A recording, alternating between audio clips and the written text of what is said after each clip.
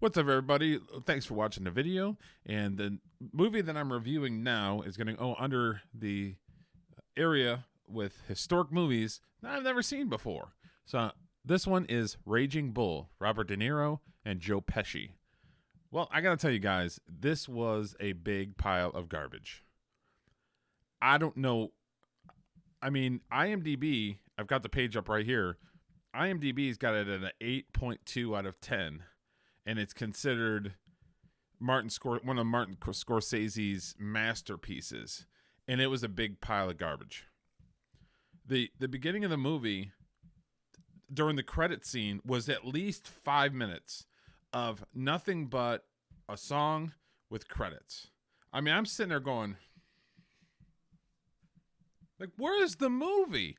Like, it was literally 5 minutes of credit with nothing going on. And then the story goes into, Jake LaMotta. Some people call him Jake. Some people call him Jack. It was based on a book. He was a real life boxer. And he was a hothead. He accused everybody of, either talking to him like he's an idiot. He accused people of sleeping with his wives. He had multiple wives. He had his first wife he accused of sleeping around. Then he married another girl, had a kid with that wife, and he accused her of sleeping around. So he was a complete mess, which it's one of those things where, actors can have a tendency to be all over the place, can't get things straight, make bad decisions. They're an emotional wreck, but that's what makes them good at their craft.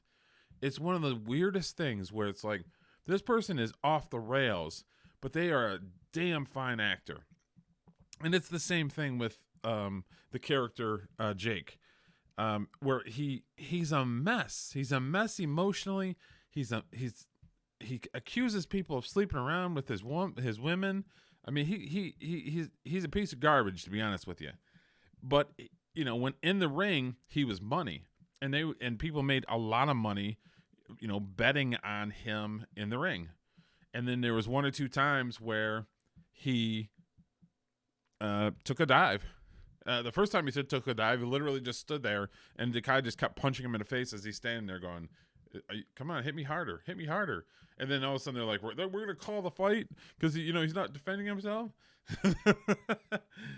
But there was a lot of production issues that, as an indie filmmaker, people would rail me on nowadays. If my audio was off, if I had, my audio was either real low or too high. There was numerous scenes that I saw where the mouth was moving on the actor and there was no audio coming out. I mean, as a filmmaker now, I would be lambasted. Now, how, I like some of Marty Scorsese's movies. I don't like all of them.